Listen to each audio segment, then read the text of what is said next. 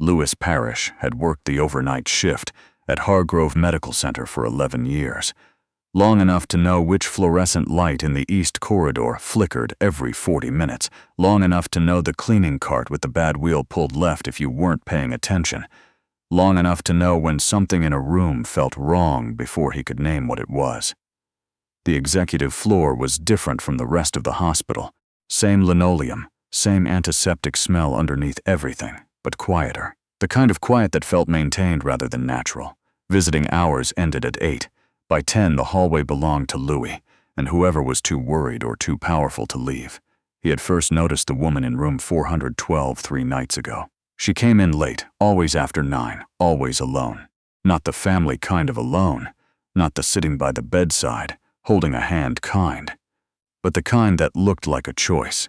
She would take the chair nearest the window rather than nearest the bed, and she would sit with her back straight and her hands folded and her eyes somewhere Louis couldn't follow. The man in the bed, silver-haired, breathing through tubes, face slack in the way faces get when the body is doing everything it can just to stay, was her father. Louis had gathered that much from the nurses talking. What he'd gathered from watching her was something else. She was in her mid-40s maybe. Dark blazer, always pressed. Hair pulled back in a way that suggested she'd done it quickly, not carelessly. She had the look of someone who made decisions for a living, and was currently in a situation where no decision she made would matter. Her name, he'd overheard once, was Catherine. He didn't know her last name. He didn't need to. He wasn't in the habit of needing things that weren't his to have. Louis mopped the east corridor and didn't think about her more than was necessary. The thing about hospital nights was that they had a rhythm. Vitals checks on the hour, the soft roll of medication carts at 11:30, the brief, low conversation between nurses at shift change. Louis had learned to move through it all like water around rocks, present, useful, unobtrusive. The executive floor patients paid extra for the illusion that the hospital ran itself. His job was to help maintain that illusion. He had a daughter, Marisol, 14, fierce, doing well in school, despite everything that had made the last 4 years hard. He thought about her when the nights got long. The way she'd started correcting his grammar when he read over her essays, the way she'd been quietly and seriously learning to cook. Because, she said, someone in the family needed to know how. He thought about her the way you think about the thing that makes the rest of it make sense. His wife had left when Marisol was 10. He didn't blame her for it the way he used to. People left when they ran out of road. That was just how it went. What he had instead was this. A job he was good at, a daughter who was better than he deserved, and 11 years of knowing exactly which rooms in Hargrove Medical Center had drafts in winter. Room 412 had a draft. He'd reported it twice. Facilities had done nothing. He thought about mentioning it to the woman, Catherine, but he never did. It wasn't his place. It was on the 4th night that he saw Marcus Hale. Louis knew Marcus Hale the way he knew most of the people who moved through the executive floor, by presence, not by name. The man was maybe 40, built like someone who had been athletic once and kept the frame of it. He wore suits that fit too well to be anything but deliberate, and he moved through the hallways with the particular confidence of someone who expected to be let through doors. He was Catherine's attorney. Louis had heard one of the day nurses mention it, or her advisor, something adjacent to both. What Louis noticed, on the 4th night, was that Marcus Hale arrived at 10:47 p.m. Catherine arrived at 9:15, always. She'd be in the room with her father. She wouldn't leave until after midnight. Marcus Hale did not go to room 412. He went to the nurse's station. Louis was at the far end of the corridor, and the overhead light closest to the station had been replaced last week, brighter than the others, gave the whole section a slightly overexposed quality. Good for seeing things clearly. Marcus Hale spoke to the night administrator, a woman named Donna who Louis had worked alongside for years, and Donna pulled up something on the computer, and Marcus Hale leaned in close to read it, and then he took his phone out and photographed the screen. Louis kept his cart moving. Slow, steady, the bad wheel pulling left the way it always did. He didn't look up. People never noticed the man with the mop if the man with the mop didn't make them. But he saw, and he knew, in the way that 11 years of reading rooms teaches you to know, that what he'd seen was not something that was supposed to happen. He thought about it for the rest of the shift. He thought about it the way he approached most things that weren't his business, carefully and from a distance. He had no proof of what Marcus Hale had been looking at. He had no standing. He was a man with a mop and a bad-wheeled cart, and a daughter at home doing her algebra homework. But Donna had looked uncomfortable. That was the thing he kept coming back to. She was a veteran administrator, 22 years in. She'd seen everything twice. She was not a woman who looked uncomfortable easily. She had looked uncomfortable. At 6 a.m. when his shift ended, Louis sat in his car in the parking garage for a long time. He had a thermos of coffee that had gone cold 2 hours ago. He drank it anyway. He thought about Marisol, who was going to need him to be the kind of man who made good decisions. He thought about the woman in room 412, who sat by the window instead of the bed, because sometimes people dealt with helplessness by putting a few more feet of distance between themselves and the thing they couldn't fix. He thought about Marcus Hale's hand over the phone screen and the particular angle of Donna's shoulders. Then he went home, slept 4 hours, and came back. He found Donna in the break room at 10 p.m., before the shift properly started. She was eating a granola bar with the focused intensity of someone eating because they'd forgotten to eat for most of the day, not because they were hungry. "Long one?" Louis asked. "Long one," she agreed. He poured himself coffee, poured her some too since the pot was there. She took it without much ceremony, which was how things worked between them. He said carefully, "That attorney who came in last night, Mr. Hale." Donna's hands paused around the coffee cup. "Just slightly, just for a second. Did he have clearance to access patient records?" Louis asked. "Just curious. I don't know how that works on the admin side." The break room was empty except for them. The ventilation hummed. Down the hall, someone was on a call, voice low and indistinct. Donna said, "Why do you ask?" Louis shrugged. "No reason, just seemed like an odd hour." She was quiet for a moment that lasted longer than it needed to. Then, "I shouldn't have let him. He said he had power of attorney. I should have verified." A pause. "I didn't verify." Louis nodded slowly. What did he look at? Another silence. Then Donna said in a voice that had gone quiet and careful, "Mr. Alderton's file. Medical directives. The DNR specifics." Louis set his coffee down. The man in room 412, Catherine's father. His name was Alderton. He had gathered that dimly from the hallway conversations. What he hadn't gathered, because it hadn't been his business to gather, was anything about what that name meant outside this building. He excused himself. He went back to his cart. He started the east corridor, and he pulled out his phone and did something he almost never did on shift. He searched. Alderton returned more results than he expected. Reginald Alderton. Founder, Alderton Capital Group. 71 years old, though the photos looked older now than what the articles described. The company was a private equity firm, not enormous by Wall Street standards, but strategic. Carefully built over 40 years. The kind of company that owned pieces of other companies, that held interests in places most people didn't think to look. His daughter, the articles mentioned in passing, was Catherine Alderton, who had been serving as interim director for the past 8 months, while Reginald's health declined. She was known, one profile noted, for being methodical and direct in equal measure. One source, less charitably, called her difficult. Louis suspected the word difficult got applied to women who didn't perform warmth on demand. He had a daughter. He paid attention to these things. What mattered was this. Reginald Alderton had a DNR, and Marcus Hale, who had not, as far as Louis could tell, any clear legal relationship to either Reginald or the company, had photographed it. Louis thought about what you could do with that information. He thought about timing. He thought about a man in a bed breathing through tubes while decisions about his estate were being made by people who weren't in the room. He thought, this is not my business. And then, but I saw it. He deliberated for 2 nights.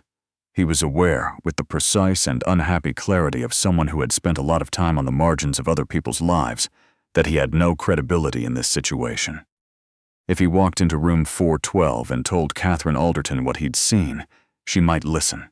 She might not. She might have her own security team escort him out. She might call hospital administration, and hospital administration might look at him. Louis Parrish, overnight custodial staff, 11 years of clean record, and still see nothing worth weighing against the word of an attorney with expensive suits. He had no proof beyond his own account. He had no official standing. He had a daughter and a cold thermos and a cart with a bad wheel. But he kept seeing Donna's face. The way she'd said I should have verified, not with anger, not defensively, but with the specific quietness of someone who already knew they'd made a mistake and couldn't unmake it. And he kept seeing the woman in room 412, sitting by the window in the good suit that she'd put on at the end of a long day, because some part of her still believed in the importance of showing up properly, even when there was nowhere left to show up for. He made his decision on the third night, not dramatically, not after some crystallizing moment or a long conversation with his reflection in the men's room mirror. He just decided, the same way he decided other things in his life, quietly and without ceremony, in the space between one thought and the next. He found a notepad in his cart, the kind the housekeeping staff used to leave maintenance notes. He wrote 6 sentences. He read them back. Then he folded the paper twice and went to the east corridor. He waited until 10:20. That was Catherine's pattern. She'd been in the room for about an hour, which meant she was settled, which meant the nurses wouldn't be rotating through for another 40 minutes. The hallway was empty. The light near room 412 was the stable kind, not a flickerer. Louis knocked. 2 short knocks, the housekeeping knock. Standard. "Come in," she said. The voice was the same as he'd imagined from watching her, controlled, with effort underneath the control. He opened the door and pushed his cart partway in. Standard protocol. Staff didn't fully enter unless asked or necessary.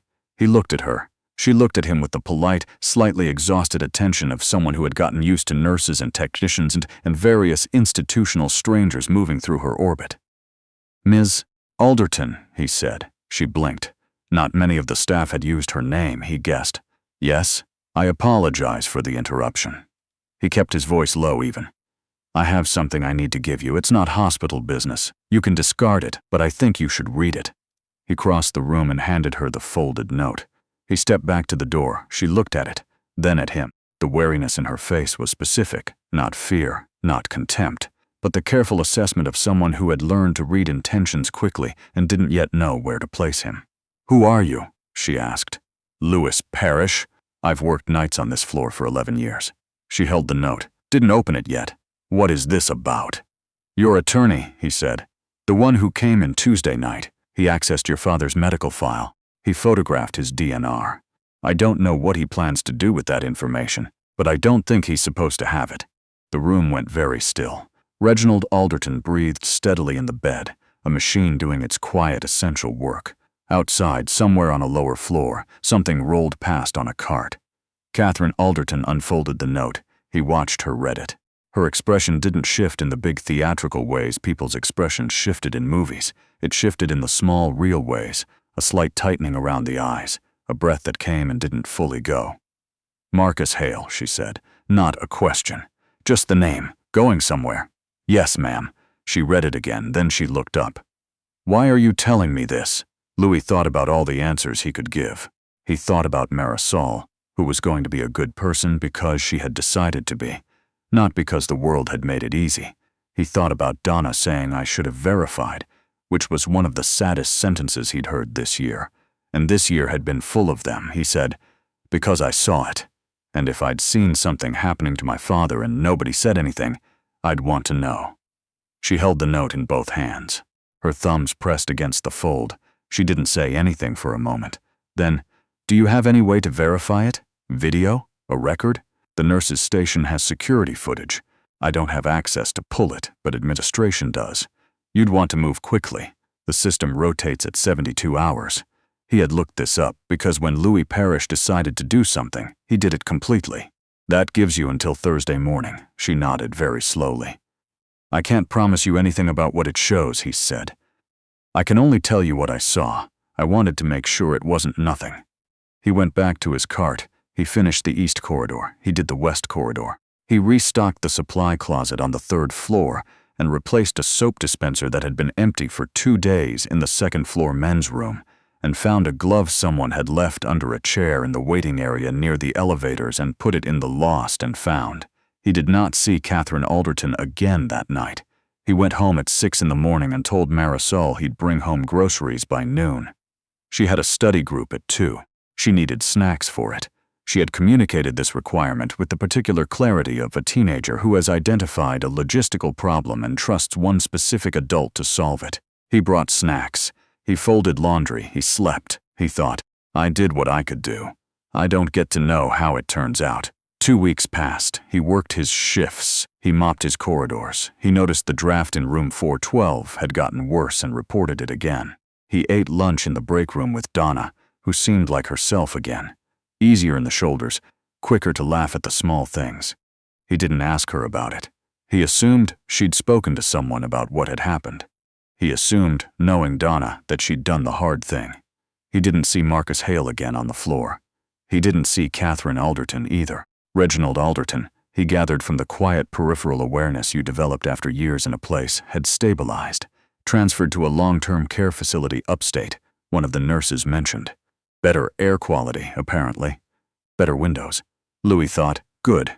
Then he thought about nothing in particular, because there was a soap dispenser in the third-floor women's room that was now also empty, and there was a supply closet to check, and there was a cart with a wheel that still pulled left no matter how many times he adjusted it. The ordinary machinery of things. He understood it. He was fluent in it. He did not expect to hear from Catherine Alderton.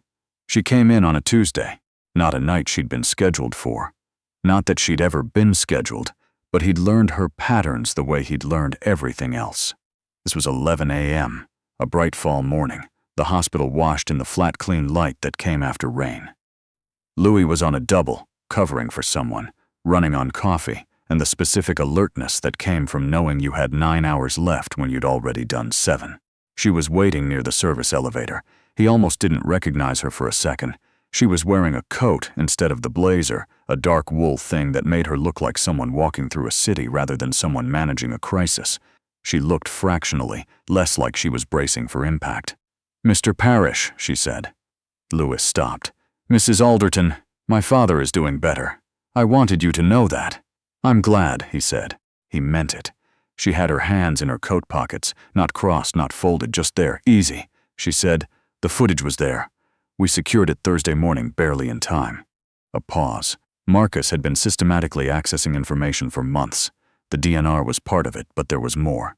He was working with someone who wanted to move on my father's assets while he was incapacitated. She said it plainly, without heat, the way you talked about something that had already been converted from catastrophe into fact. It would have been very difficult to contest if we hadn't known. Louis said nothing. He let the information settle. "What you did," she started, and then stopped. She looked like she was working out how to say something that didn't have an obvious shape. "The note, the fact that you knew to mention the security footage timeline, that you knew it rotated." "I looked it up," he said. "I wanted to make sure the information was actually useful." She looked at him directly for the first time. Not the polite, tired look from the room that night, a real one, the kind you gave someone when you were deciding what category to put them in. "Why did you look it up?" she asked. Louis thought about this. "Because I didn't want to tell you half a thing," he said. "If I was going to say something, I wanted it to actually help." She nodded. She was quiet for a moment, and in the quiet he heard the hospital doing its work around them. A cart, a distant intercom, the elevator cable moving somewhere inside the wall. She said, "I owe you more than I can reasonably give you for this." He shook his head. "You don't owe me anything." "I know you believe that," she said. "I'm saying it anyway." She pulled a card from her coat pocket and held it out. "If you ever need something. For yourself, for your family, please." He looked at the card. He didn't take it. "I appreciate that, I really do. But I didn't do it for anything in return." "I know that too," she said. "That's not what the card is for." He took it. He put it in his shirt pocket, where his employee badge usually was. She said, "You have a daughter." He blinked. "I mentioned that in the note you wrote. I have a daughter, and I know what it is to want someone to say something." She looked at him steadily. "I thought about that a lot." He'd forgotten he'd written that. It had seemed like the simplest way to explain something that didn't have a simpler explanation. "How is she?" Catherine asked. "Good," he said. And then, because the moment seemed to call for more than one word, "She's doing a lot better than anyone had a right to expect." "That sounds like someone made good decisions," Catherine said. "She made them herself," Louis said. "I just tried to stay out of her way." Catherine smiled. It was a real one. Not performed, not the public kind. It came and went quickly the way real smiles often did. She left. He finished his shift. He drove home in the truck that needed new shocks. and had for 2 years, past the intersection where the light always seemed to catch him, past the laundromat that had gone out of business and the one that had replaced it, past the elementary school that Marisol had attended, and the library where they'd spent a lot of Saturday mornings when he was learning how to be a single parent, and it turned out libraries had free heat and free patience and free answers to questions he didn't know how to ask anyone else. He pulled into the driveway. Marisol was at the table when he came in, textbook open, pen in hand, and she said without looking up, "There's soup on the stove. Don't say you're not hungry because you're lying." He hung up his keys. He got a bowl. He sat down across from her while she worked, and he ate his soup, and outside the window the last of the afternoon light was doing what it always did this time of year, going quickly like it had somewhere else to be. He thought about room 412. He thought about the note he'd written in 6 sentences. He thought about Reginald Alderton breathing steadily in a bed somewhere upstate, with better windows. He thought about how most of the things that actually mattered happened quietly, without an audience, in hallways that smelled like antiseptic and old linoleum, and the specific kind of tired that comes not from doing nothing, but from doing everything you can. Marisol looked up from her textbook. "You okay?" she asked. "Yeah," he said. She looked at him for a moment, the particular look she'd developed sometime in the last 2 years, the one that meant I'm asking for real. And he looked back, and what passed between them didn't need words. "Good," she said, and went back to her work. He finished the soup. He got up and washed the bowl, because that was how things worked in their house, and because some things you did every day not because they were significant, but because the doing of them was how you built the kind of life where significance was possible.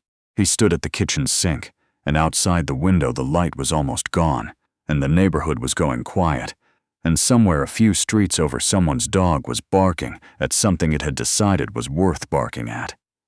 Louis Parrish dried his hands on the dish towel and felt, for the first time in a while, like he was exactly where he was supposed to be.